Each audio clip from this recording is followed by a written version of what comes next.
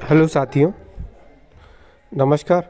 वर्णों के उच्चारण स्थान के संबंध में हमेशा ही विद्यार्थियों में कन्फ्यूजन रहता है।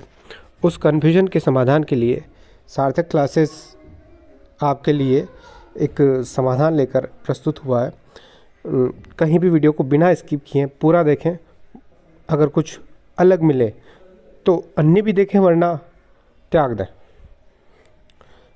देखो, पाणिनि शिक्षा में कहा है, अष्टो स्थानानि वर्णानाम उरः कंठ शिरस्तथा जीवामूलम च दन्ताश्च नासिकौष्ठौ च तालु च। इत्थम उच्चारण स्थान केवल और केवल 8 ही होते हैं, जो कि पाणिनि शिक्षा में बताए गए हैं। उरः, कंठः, शिरः, जीवामूल, दंत, नासिका, ओष्ठ और तालु, ये 8 उच्चारण स्थान होते हैं। कितने? 8 उच्चारण स्थान होते हैं। अब वर्ण कितने होते हैं, उसी के साथ इनको भी हम सीखते हैं। देखना, स्वर वर्ण होते हैं अ, स्वर वर्ण होते हैं अ, ई, उ, री, ली, ए, औ, ऐ और औ। ये 9 स्वर होते हैं, जिनको अब हम आज भी कहते हैं। अब देखो, इन्हीं के क्रम से हमें इनका उच्चारण स्थान भी आसानी से याद रह सकता है। कैसे? इसके अलावा जो 5 जो वर्ग हैं, क ख ग घ क ख ग घ च छ ज झ ञ ट ठ ड ढ ण नीचे आएगा, क्योंकि हम वर्णों को क्रम से जमाने के कारण। प फ ब भ म त थ द ध न और ये वर्गीय व्यंजन। प्रश्न इस तरह से भी पूछा जा सकता है कि इनमें से कौन सा वर्गीय व्यंजन है और कौन सा अवर्गीय व्यंजन है।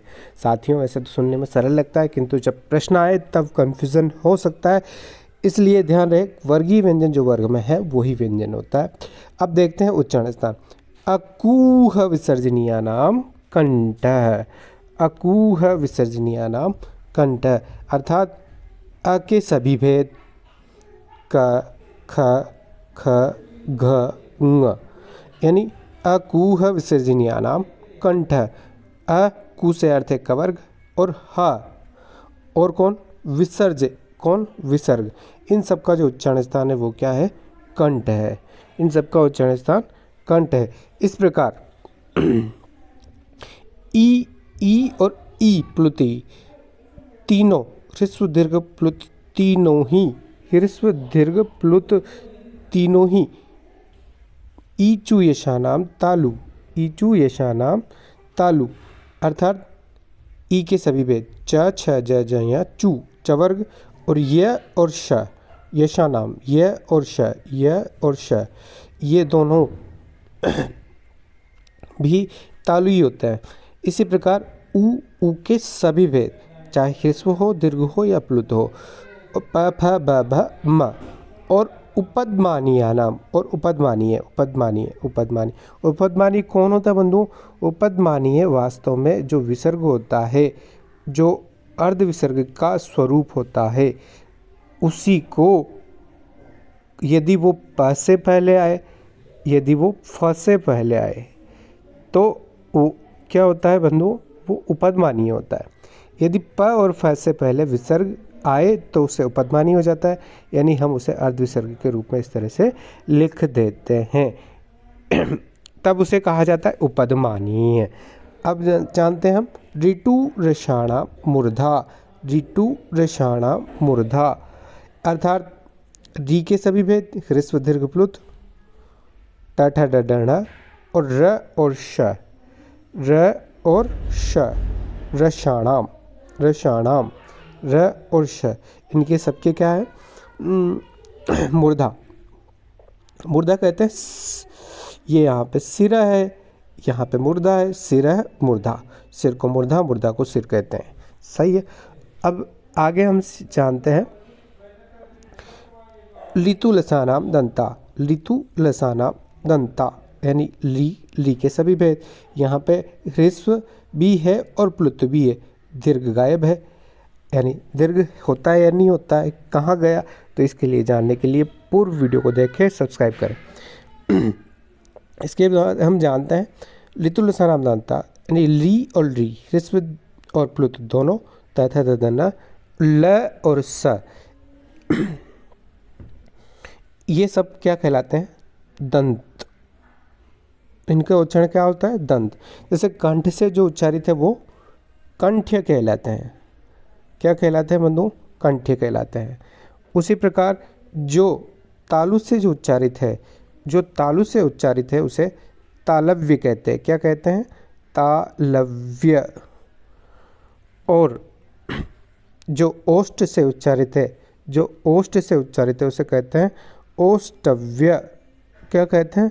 ओष्टव्य, ओष्टव्य। और जो मूर्धा से उच्चारित होता है, जैसे जो मूर्धारित से उच्चारित होता है उसे क्या कहते हैं? मूर्धन्य। क्या कहते हैं साथियों? मूर्धन्य। और जो दंत से उच्चारित होता है उसे कहते हैं दंत्य। उसे क्या कहते हैं? दंत्य। इसी प्रकार हम 5 उच्चारण स्थान हो जाते हैं हमारे पास। कंठ, कंठ, तालु, ओष्ठ, मूर्धा, दंत। बाकी 3 और भी बची हैं। तो अब आता है हमारा नासिका। नासिका किसका होता है साथियों? नासिका अनुस्वार का होता है। केवल और केवल अनुस्वार का उच्चारण स्थान नासिका होता है, क्योंकि नासिका में कोई भी किसी भी प्रकार का स्वर समाहित नहीं होता है। उसे केवल नासिका सा नाक से ही उच्चारित किया जाता है, इसलिए अनुस्वार का नासिका होता है। अगर पूछा जाए कितने नासिक्य होते हैं, नासिक्य वर्ण कितने होते हैं, नासिक्य वर्ण कितने होते हैं, तो नासिक्य वर्ण मात्र 1 होता है। कितना होता है बंधु? 1 होता है साथियों। नासिक्य वर्ण कदापि 6 नहीं होते, 5 नहीं होते, 1 ही होता है। य म ग न, ये अनुनासिक होते हैं। य म ग न, ये वर्ण जो होते हैं वो अनुनासिक होते हैं। यानी अनुनासिक कितने होते हैं ये भी पूछा जाता है, पूछा गया है 2012 के रीट में। य म गणनम, य म गणन अनुनासिकम, जिनका उच्चारण स्थान मुख भी होता है और नासिका भी होता है, उसे कहा जाता है अनुनासिक। उसे क्या कहा जाता है? अनुनासिक। जैसे य का देखते हैं बंधु, य का जो उच्चारण स्थान है, किसका उच्चारण? य का जो उच्चारण स्थान है, ये आगे आगे य आ रहा है। य का जो उच्चारण स्थान है ये च छ ज ज य, किस कहाँ है? तालु। कहाँ है? तालु। और ये का जो उच्चारण स्थान है वो क्या है? नासिका भी होता है। यानी ये तो तालु तो ही है, पर इसका जो उच्चारण स्थान है वो नासिका भी है। यानी तालु भी हो गया, नासिका भी हो गया, इसलिए इसे हमने क्या कह दिया? अनुनासिक कह दिया। जो केवल और केवल मुख से ही उच्चारित होता है उसे अनुनासिक कहते हैं। जानते हैं। इसके अलावा अब हमारा 6 उच्चारण स्थान हो चुके हैं। कितने हो चुके हैं? 6 उच्चारण स्थान हो चुके हैं। अब देखते हैं हम जिह्वामूलम, जिह्वामूलम, जिह्वामूलीयस, जिह्वामूलम। अब वही अर्ध विसर्ग यदि क और ख से पूर्व आता हो, यानी विसर्ग कौन क से पहले आया, विसर्ग ख से पहले आया, तो यही विसर्ग उपदमानी के रूप में बदल जाता है। जैसे राम,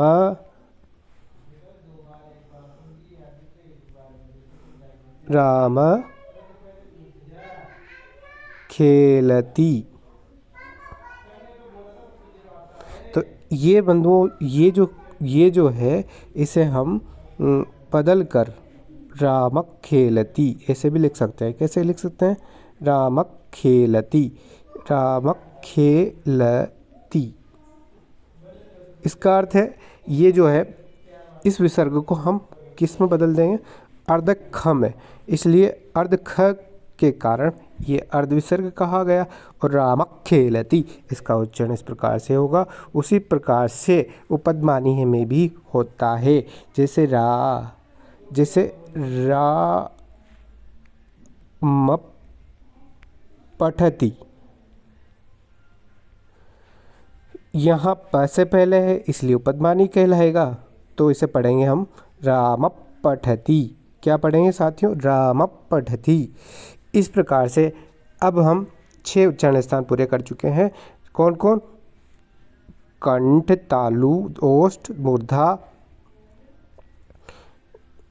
दंत, नासिका और जिह्वा मूलीय 7वां। अब आता है हमारा उरह। क्या आता है? उरह। उरह यानी जिसका उच्चारण उरह से होता है। उरह किसको कहते हैं साथियों? उरह उरह हृदय को कहते हैं। किसको कहते हैं? हृदय को कहते हैं। अब कौन से वर्णों का, किन वर्णों का उच्चारण हृदय से होता है? तो ये बहुत कम जगह है पढ़ाया जाता है साथियों।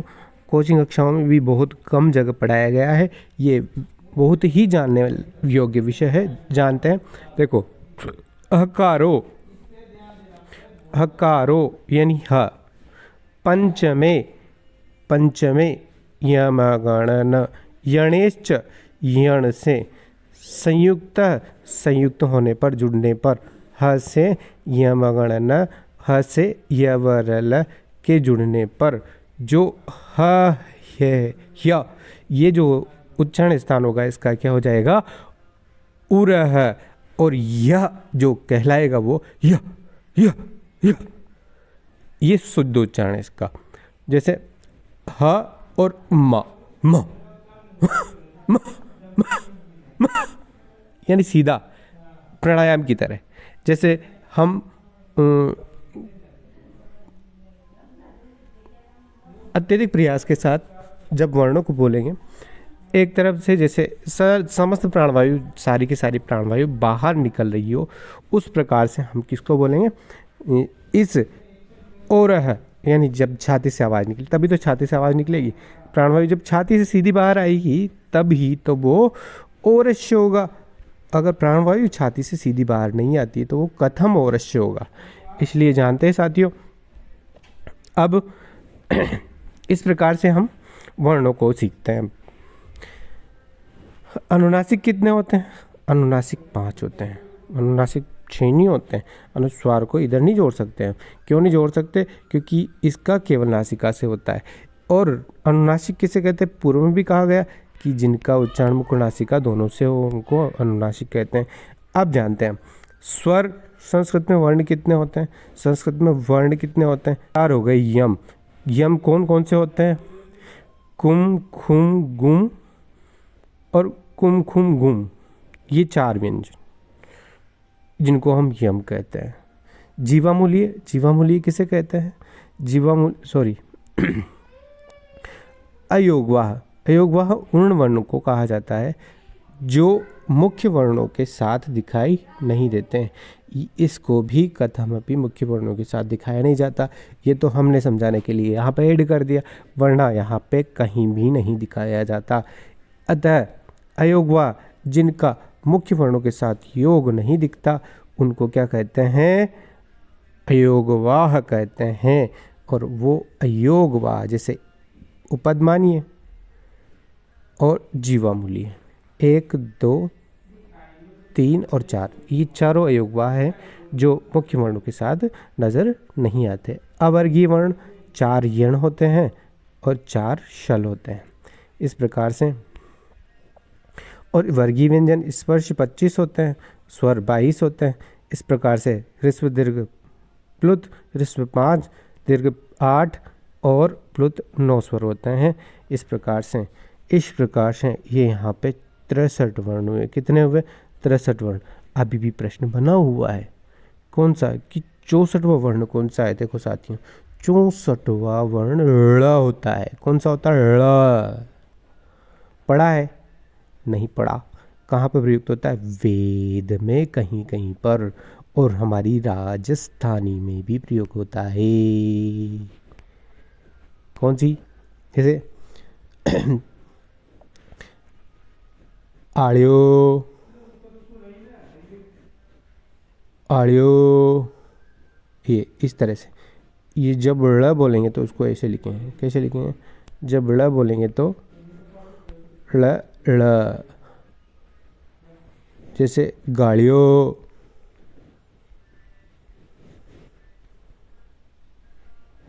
आड़ियो, इस प्रकार से।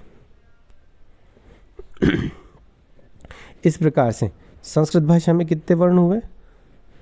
संस्कृत भाषा में कितने वर्ण हुए? 63 या 64। 64वां वर्ण कौन हुआ? ळ।